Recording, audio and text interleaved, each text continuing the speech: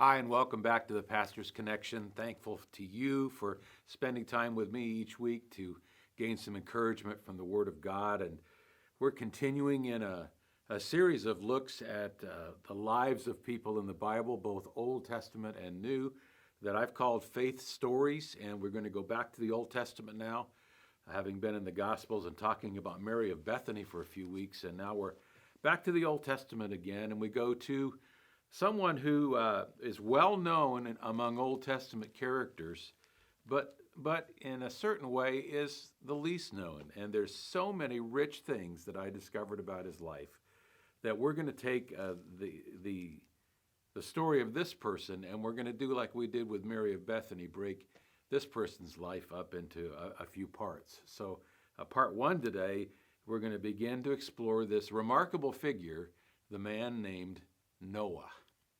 Yep, even a lot of people who know very little about the Bible and who aren't even Christians know about Noah.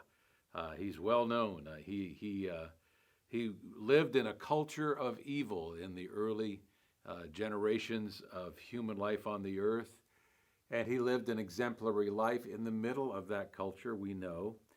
You might also know, most people do that are familiar with his name, that he was given the most unusual task of maybe anybody in the whole Old Testament record, and that was to build an ark to prepare for rain that he had never seen, because rain was not a phenomenon that God had allowed on the earth at that time. So he lived in a culture of evil. He lived a holy life in the midst of it, and he took on this incredible task, and for 120 years, he was faithful to it until that incredible day came when rain did begin to fall and water began to fill the earth, and Noah took his small family and the animals and creatures of the earth by twos into the ark.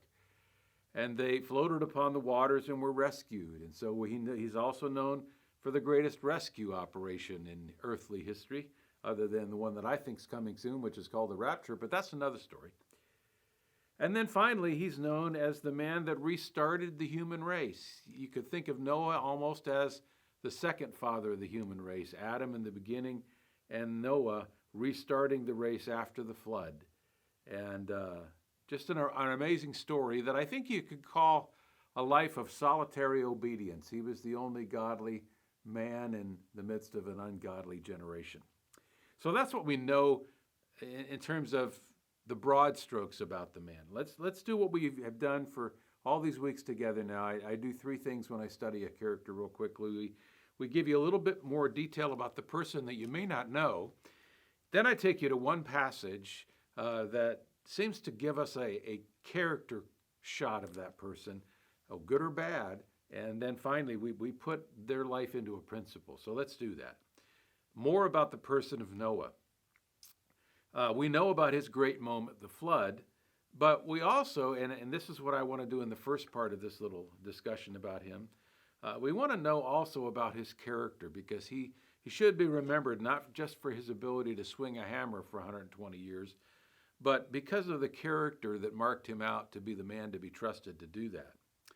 Now, in Genesis chapter 6, verse 9, the Bible tells us that Noah was, quote, a righteous man, blameless in his generation. Like I said, he stood out among all the others.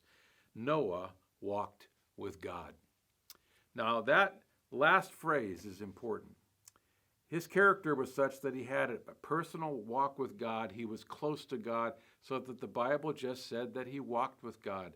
He had an intimate, daily, natural relationship with God.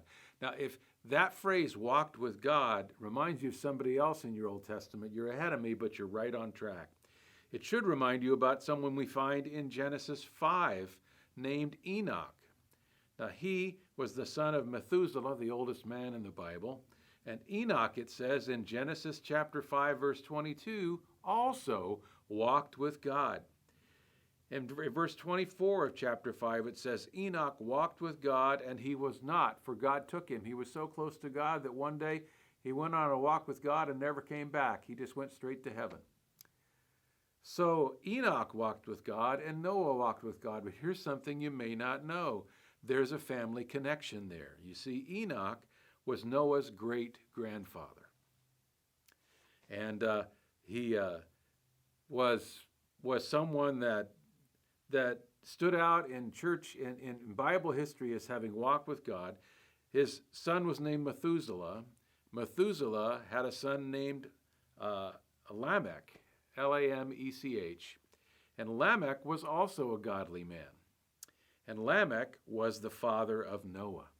So the thing I'm pointing out to you is that Noah should not only be remembered for his great act of building the ark, but for his great character that made him a man that God would choose to do this. And in Genesis 6:9, it says, he stood alone in his generation. He was godly, and he walked with God. And I asked the question, where did he learn to walk with God? If the rest of the generation was ungodly, where did he learn it? And I come to the conclusion that he must have learned it from his father, who learned it from his great-grandfather, who also walked with God. Now you put this together when you realize that Lamech, Noah's father, was also a man of faith. And he named Noah very intentionally. And Noah's interesting also because he is named, the meaning of his name is given to us in Genesis 5.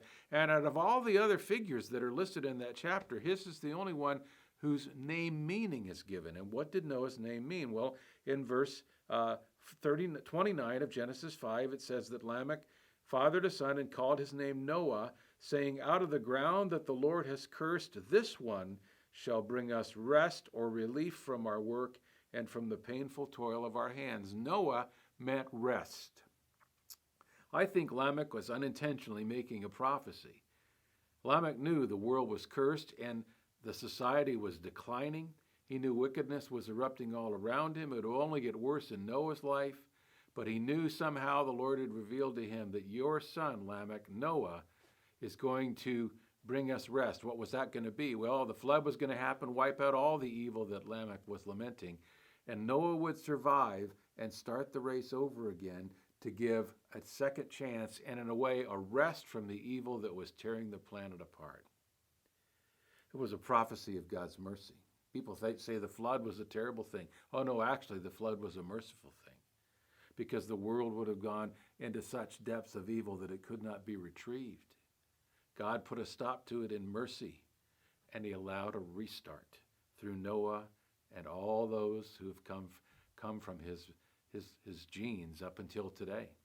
People think the judgment of the earth by fire in the last days in the book of Revelation is a terrible thing. No, it's a mercy, and it's something that righteously should happen. So, that's kind of more detail that you might never have known about Noah. So, what's the passage that I would give you that summarizes his life? Well, Genesis chapter 6, verse 5 says, this is the culture Noah lived in. The Lord saw that the wickedness of man was great in the earth, and that every intention of the thoughts of his heart was only evil continually. We think things are bad now. They're not as bad as they used to be. But Jesus said that the times at the very end of time are going to be just like the days of Noah. And you can certainly see it happening all around us, can't you? We're going to get to that point again, and God is going to judge again, this time for good. But God, at the time of the flood, looked for one man that he could redeem and keep and carry the race forward in the human story.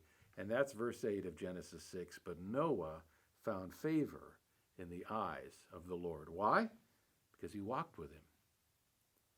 So it's just a beautiful image here that the thing you need to remember about Noah is not the great act of building the ark.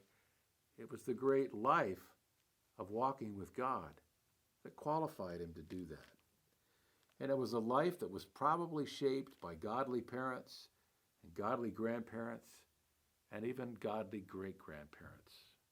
He had to have learned it somewhere. I think that's where it all began to be happening and prepared in Noah's life. So, we wrap it up with a principle. What do you learn from this first study of Noah's life? We're going to get into others next time. I put it in these words, and I write it specifically to parents, single parents, grandparents, struggling parents. Listen to this. Being a godly example may shape a future you never see, but in a good way. Lamech didn't live to see the flood and the victory of Noah. Methuselah didn't live to see it. Enoch didn't live to see it. But they all shaped him, so that it's true that being a godly example, as a parent particularly, may shape a future that you never get to see, but in a good way. I don't know what you're battling over today in your life. You want to influence children, grandchildren. You feel like it's a little hopeless. Oh, don't give up. What you do today may shape a future you have yet to see. Maybe you're discipling someone and they're disappointing you, or you're trying to build a ministry and it's slow and hard, or there's been backfilling and defeats. Oh, don't give up. The lives you shape today may achieve things in the future you never get to see. Oh, this side of heaven. Thanks for joining me. May God bless you as you walk with him, like Noah did this week. God bless.